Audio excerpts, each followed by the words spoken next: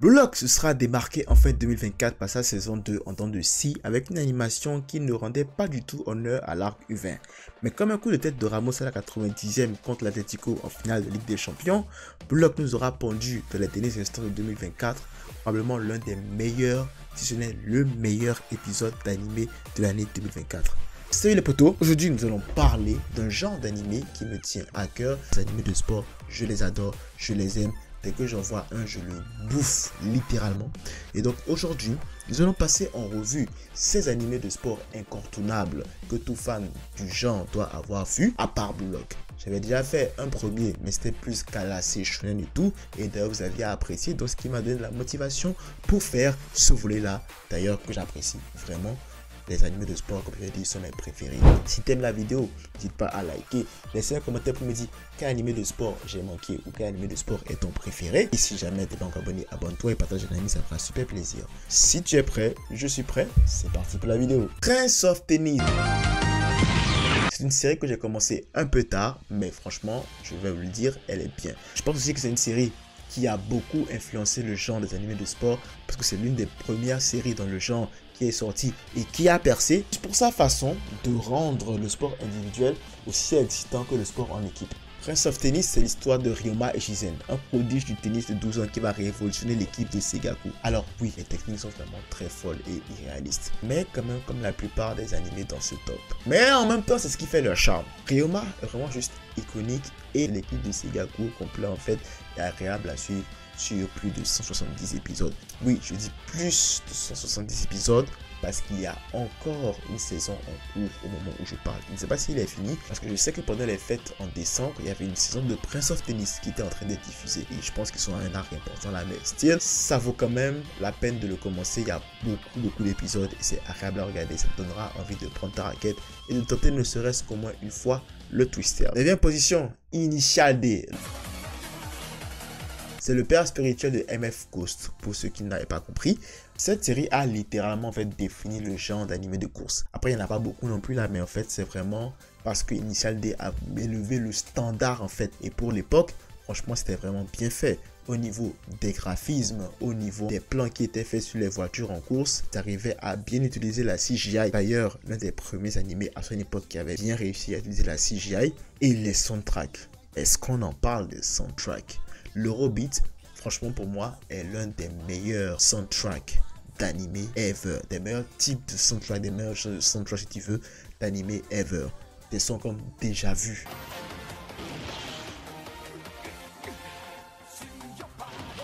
Running in the 19s.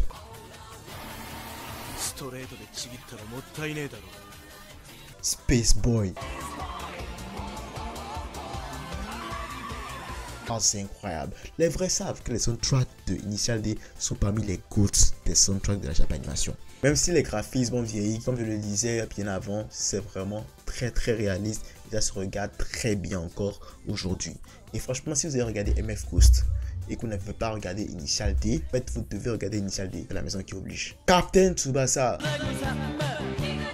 Olivier Tom, pour ceux qui savent. Cette série a inspiré beaucoup de gens. Je suis sûr que ça a inspiré aussi beaucoup de footballeurs professionnels. Et honnêtement, ce n'est pas trop de dire qu'il a aussi été une grande inspiration pour toute la panoplie de mangas de football qu'on connaît en ce moment. Que ce soit Blue Lock, que ce soit Awashi Playmaker, Deis, Inazuma Eleven même. Bref, donc Captain Tsubasa aura vraiment été un pionnier du genre de football. Captain Tsubasa a su se démarquer et a su en fait inspirer le genre des animés de football. Pour être honnête, c'est le parrain. Alors même si les tirs de Captain Tsubasa, les techniques défient les lois de la physique, l'impact culturel de Captain Tsubasa est juste énorme, d'où sa place dans ce top là en fait. Alors il y a 3 versions. Il y a la version des années 80-90 si je ne me trompe pas, la version 2002 puis la version 2018. Perso, moi si je vous recommanderais une version, c'est la 2002. 2002 je la trouve beaucoup plus mature, plus belle à regarder honnêtement, même si ça date et qu'il y a la 2018 qui est sortie après. D'ailleurs paradoxalement je trouve que la 2018 est moins belle que la 2002. Je ne sais pas pourquoi. C'était juste l'esthétique à l'époque était juste, je pense, en avance sur son temps. Et en plus, les openings de la 2002, très bon. 7e position, Yowamushi Pedal.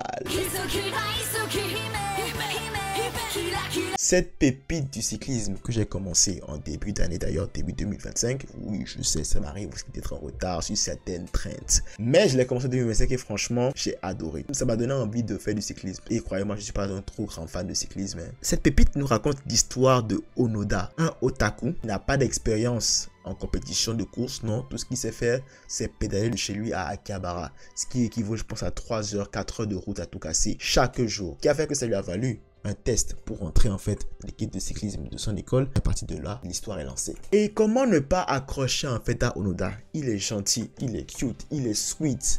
Et en plus, c'est un gars avec qui on peut relate, c'est un otaku. Et croyez-moi en fait, ce qui le donne de la force, ce qui le booste pendant ses courses, c'est un opening, une série qu'il adore. Et il redonne cet opening là pour pouvoir nous sortir des masterclass de courses et des moments épiques de cet animé là. Juste original et beaucoup trop dingue en fait. Et en plus encore, j'aimerais dire que Onoda est l'un des seuls personnages d'animé de sport qui m'a donné des sueurs froides. Parce qu'à chaque fois en fait, Onoda est passé dans des situations, tu te dis mais pourquoi ça n'arrive qu'à lui? C'est une manière en fait de construire le moment pour que quand le personnage va surpasser cette épreuve là, la fin ne soit que épique et belle et que tu ressentes l'émotion à son paroxysme quoi. C'est la manière en fait de construire le truc. C'est dur à voir parce que Onoda, tu accroches dès le premier épisode et le voir souffrir franchement, ah c'est chaud. Ah c'est très chaud. Mais en tout cas je vous laisse regarder, je vous laisse découvrir par vous-même et franchement vous allez adorer. Et mention spéciale d'ailleurs, elle a Akone Academy, une des équipes rivales dedans. Les équipes rivales sont très bien construites et la Akone Academy ils sont juste badass. Que ce soit frustration, peur, joie, peine, épique, adrénaline, tu en auras pour ton compte avec Yowamushi Pedal. Hajime no Ippo.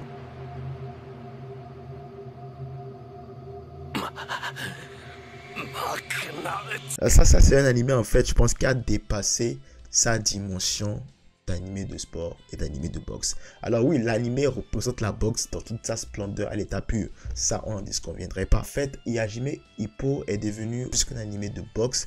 Hajime no Ippo, j'ai envie de dire, est devenu une leçon de vie. Pourquoi? C'est juste au travers de son protagoniste, Makunoshi Ippo. Et le fait d'avoir découvert la boxe lui a permis de vouloir devenir une meilleure version de lui-même. C'est ce qui a amené en fait à devenir l'un des meilleurs boxeurs du Japon. Hajime no Ippo, c'est une représentation de l'éthique de travail acharné. C'est aussi une représentation de la constante envie de vouloir évoluer, de devenir une meilleure version de soi-même. Et c'est juste que Ippo est un personnage auquel on peut s'identifier, auquel on peut s'attacher. Cette personne qui nous donne envie d'être meilleur chaque jour. Kuroko no Basket.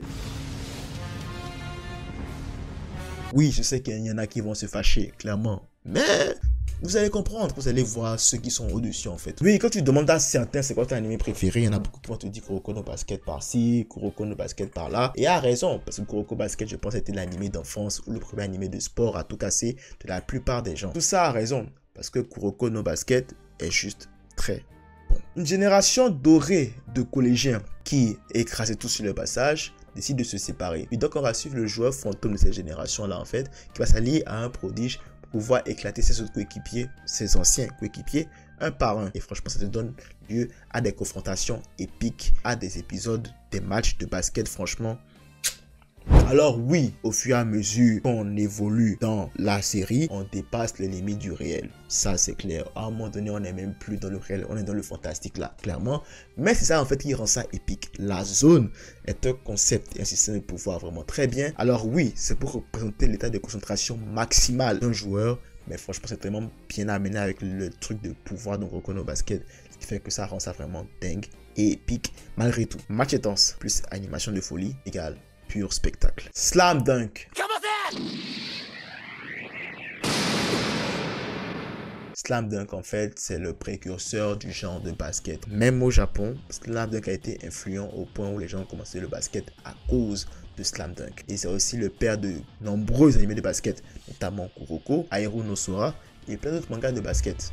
L'humour est parfait, les personnages sont mémorables et Hanamichi Sakuragi est un personnage que tu vas aimer regarder parce qu'il passe de délinquant insubordonné à prodige fou amoureux du basket. Ça ne se passe pas du jour au lendemain, clairement pas. Il y a des choses qui vont arriver et ça rend en fait cet animé là superbe à suivre. Il y a un film d'ailleurs qui est sorti dernièrement pour finir en fait l'animé et pour retracer les derniers événements du manga avec un petit peu de twist par-ci par-là, mais quand même l'idée générale est là. Franchement, c'est l'une des masterclass, c'est l'une des plus belles œuvres visuelles que j'ai eu à regarder en termes d'animé de sport. Si vous n'avez pas regardé The First Slam Dunk, qui est le film en question, vous devez le regarder pour voir ce à quoi doit ressembler en fait un très bon animé de sport, dynamique et bien. Sinon, la série originelle elle-même, c'est vrai qu'elle a beaucoup vieilli, mais elle se regarde quand même bien une fois que tu commences et que tu t'attaches au personnage d'ailleurs très vite. Contrairement à Kuroko, tu n'auras pas de pouvoir, zone, VFX, tout ça, non.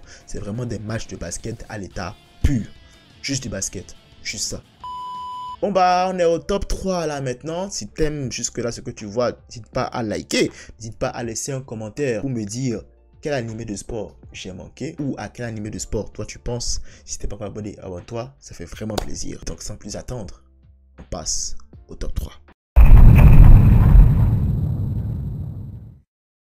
IQ. Ouais, IQ, la médaille de bronze. La série a redéfini de façon très moderne le genre animé de sport. Il a carrément redéfini ça en fait en apportant une touche très spéciale. Ce que IQ réussit à parfaitement faire, c'est de donner un développement de personnage incroyable, mais en même temps aussi des matchs très bien construits, fluides, avec des actions réalistes et un fil conducteur très logique. Beaucoup de choses peuvent arriver pendant un match et c'est à ce point là en fait les matchs sont captivants et arrivent en fait à te tenir en haleine dès le premier service jusqu'au dernier point. Hinata et Kageyama forment un duo incroyable au parcours d'ailleurs très réaliste, parsemé d'embûches et tout. Tu ne te sens pas en fait insulté quand tu suis l'évolution. Tu sens que ça c'est vraiment en fait l'évolution des personnages d'animé de sport, l'évolution que des joueurs pourraient avoir en fait dans une équipe comme Karasuno. En gros, IQ te donnera des frissons et surtout te donnera envie de prendre un ballon de volleyball et de tenter une quick attack. iShield 21.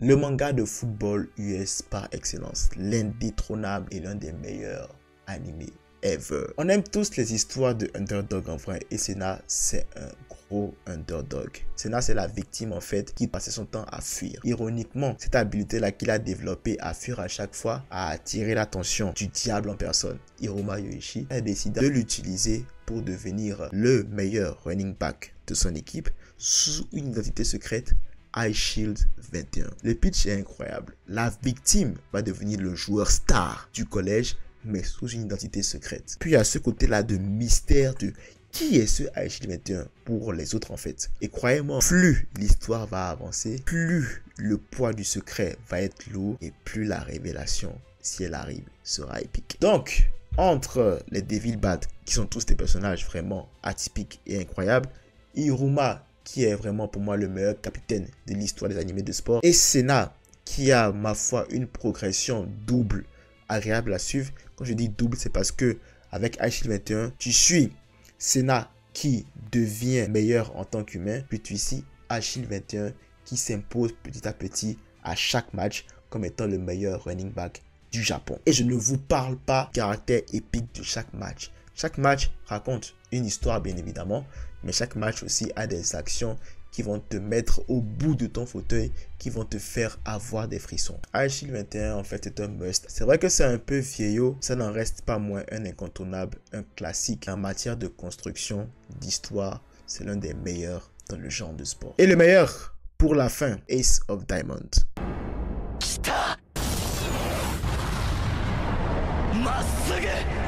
L'animé qui resplendit le baseball, j'ai envie de dire. Alors, les gens seront peut-être étonnés. Il y a une raison pour laquelle, en fait, Ace of Diamond est le premier sur la liste et je recommande à tout le monde de le regarder. Le protagoniste, Sahamura, et Jun a l'une des évolutions les plus réelles que j'ai vues de l'histoire de tout animé confondu. Sahamura arrive dans une école où il doit batailler pour la place de lanceur numéro 1. Il n'est pas le seul.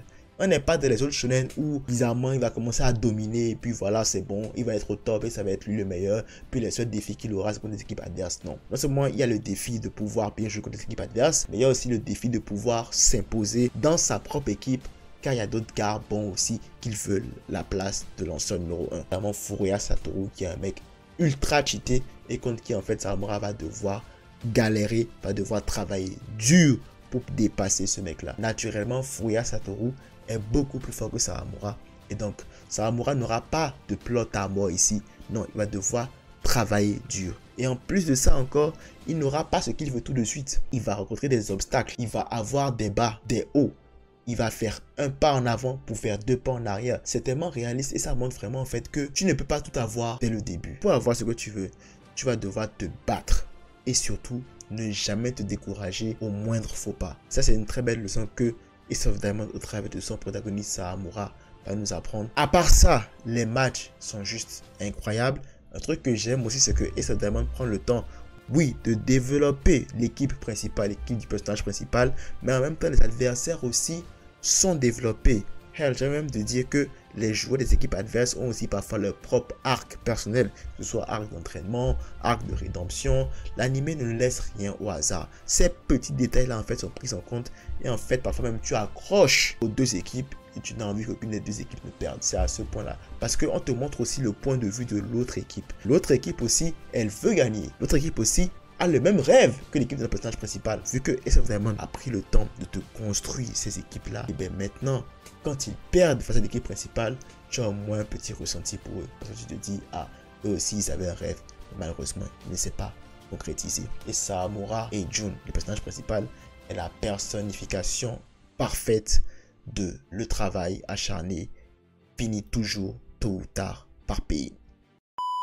Voilà pour ce top 10 des animés de sport. Évidemment, il y en a plein d'autres que je n'ai pas cités, hein, comme Running the Wild pour la course, Yuri on Ice pour le patinage artistique et Ping Pong d'animation pour le ping pong. Si tu as aimé la vidéo, n'hésite pas à liker, laisse commenter, ça fait toujours plaisir. Si tu n'es pas encore abonné, abonne-toi, ça fait encore plus plaisir. N'hésite pas à me laisser en commentaire quel animé de sport j'ai omis ou quel animé de sport selon toi n'est pas à sa bonne place. Si tu n'es pas encore abonné, abonne-toi, ça fait encore plus plaisir. Max de like, max de partage, on se retrouve très bonne nouvelle vidéo. D'ici là, prenez tout soin de vous et de vos proches. C'était pour moi. À la prochaine.